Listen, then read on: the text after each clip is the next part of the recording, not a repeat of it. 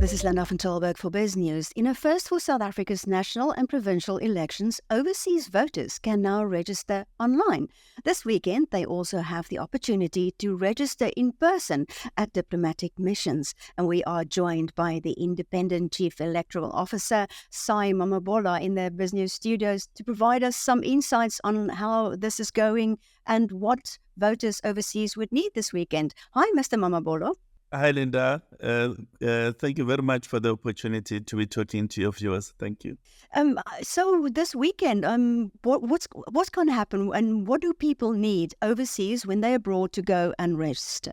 This is a very important weekend for South African citizens who are living outside of the country.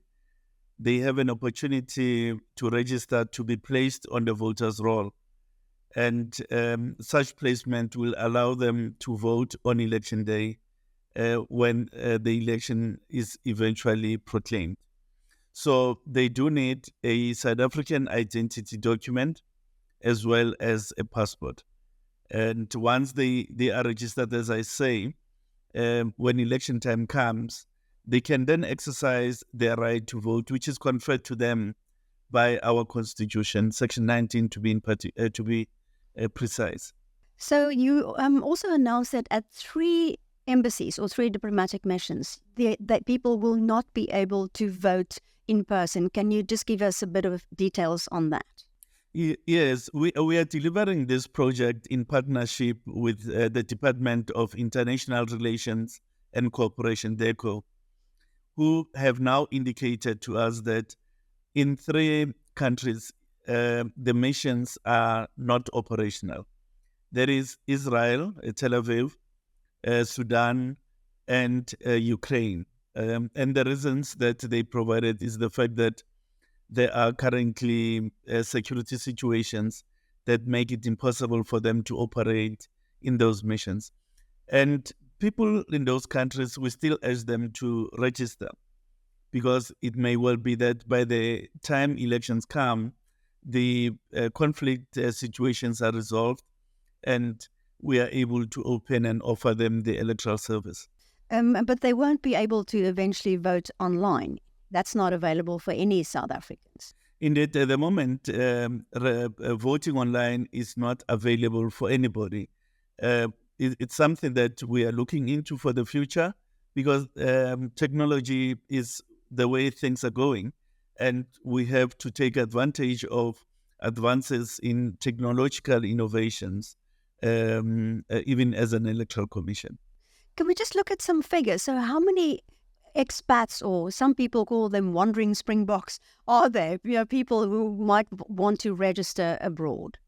Well, the Statistics South Africa give us an indication that there's approximately 2 million people, 2 million South Africans living outside of the country. However,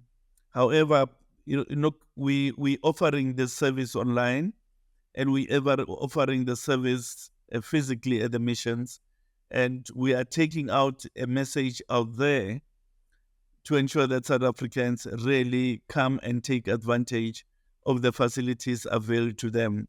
So we'll see after the weekend how many people would heed this message. Yeah, because I think only about 19,000 people voted abroad in 2019. So are you hoping it's going to be many more this time because it's so much easier?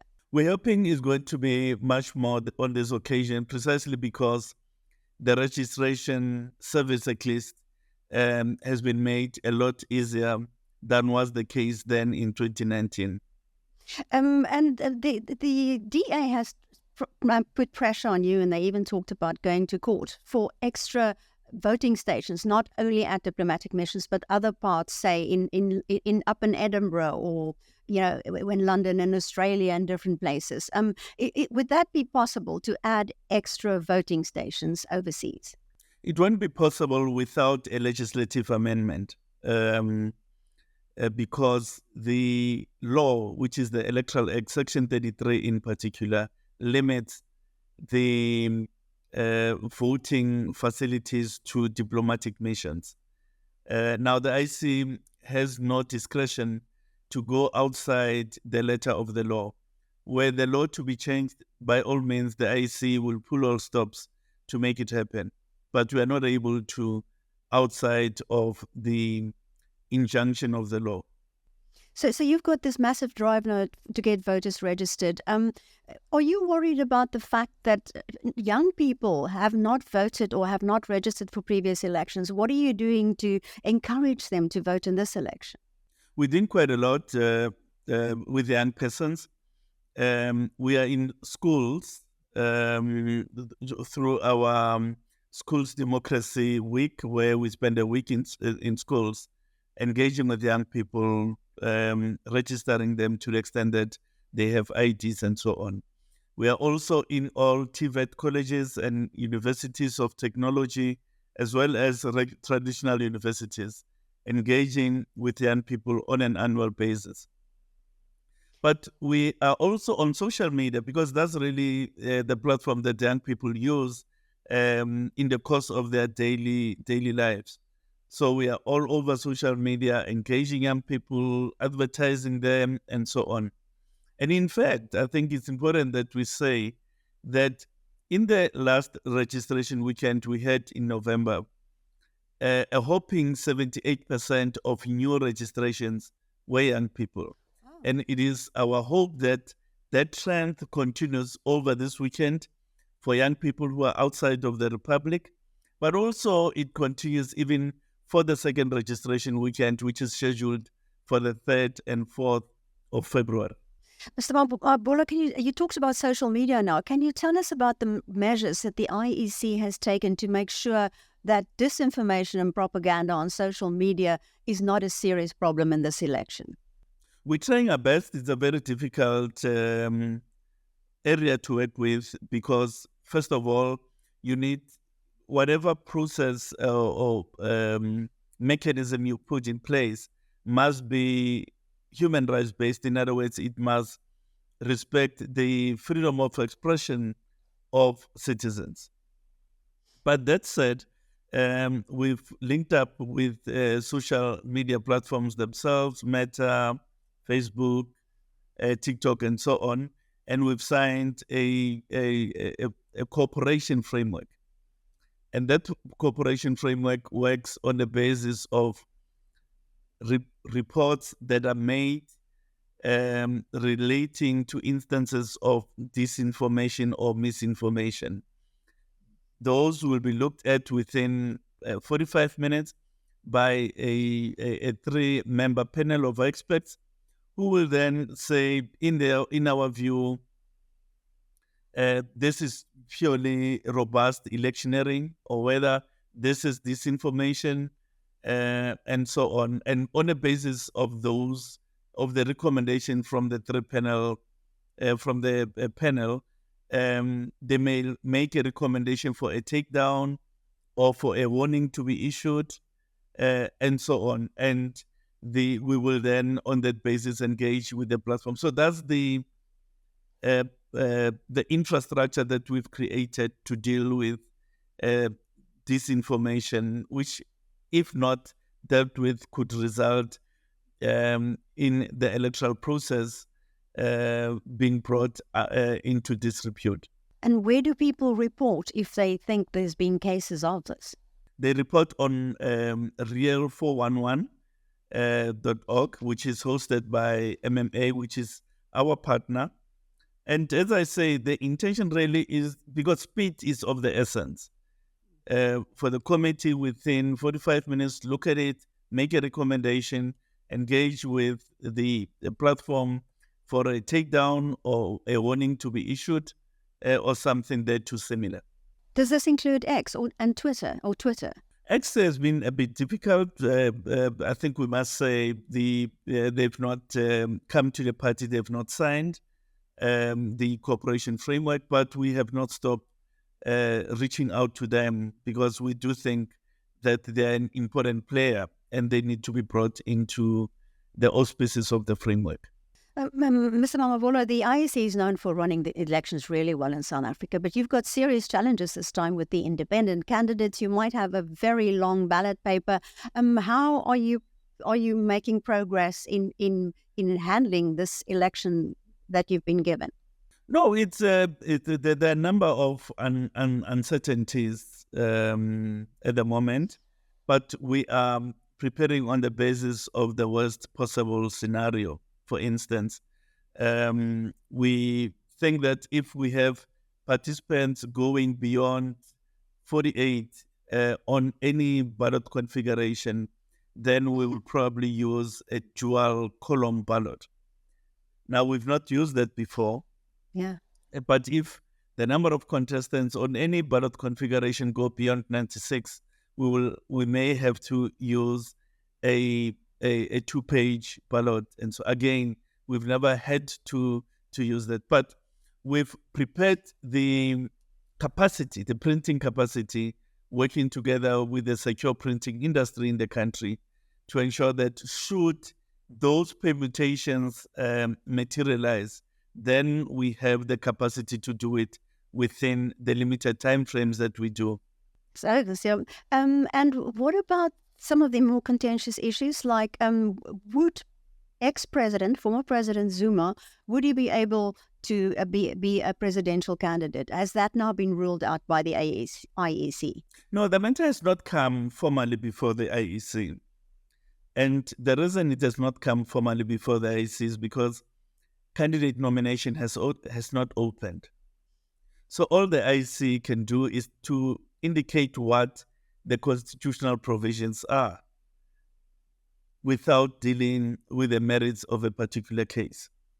And as you and I would know, in terms of Section 47 of the Constitution, if you've been sentenced to more than 12 months in prison without an option of a fine, and where you had served the sentence, if 5 years has not elapsed since you completed your sentence, such a person cannot hold office in a elected body such as the National Assembly or a provincial legislature.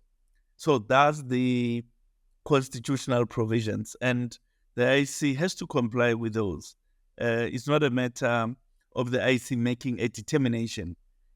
It's a constitutional reality and not an IEC determination.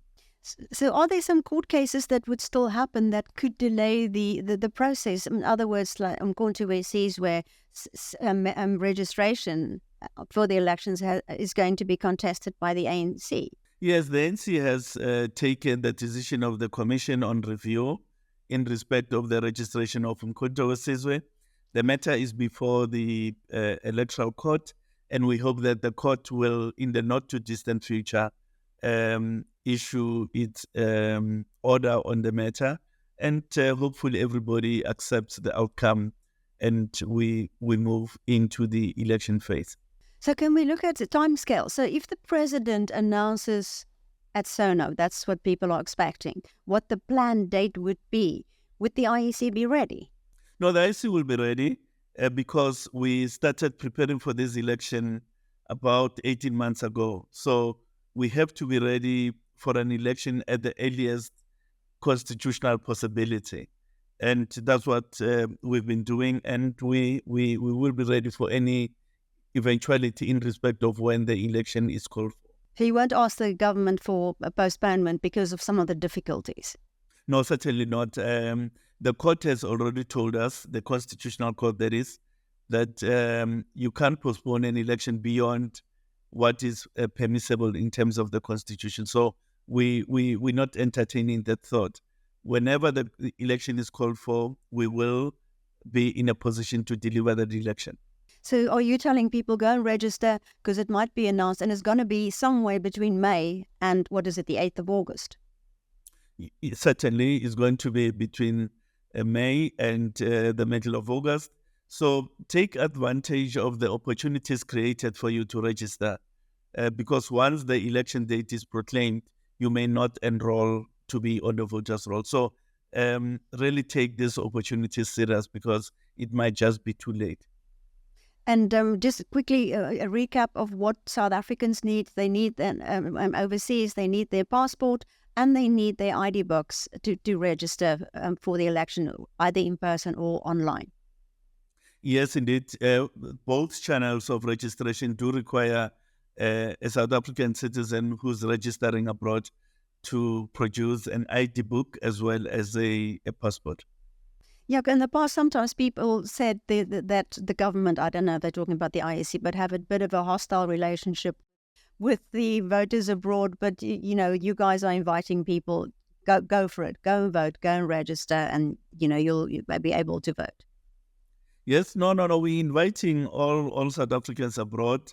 They have the same rights as we do because they're all conferred in terms of the Constitution. Do it online if you have access for that purpose, or come to the mission over the 2 days, either tomorrow, Saturday, or Saturday and Sunday. And people need to look at the specific missions to see where they're voting. In other words, if it's a Western country, it would be a Saturday and a Sunday. But if it's not, it might be a Friday and a Saturday. Indeed, Linda. Mr. Mamabolo, thank you so much for speaking to us. You're welcome. Thank you very much.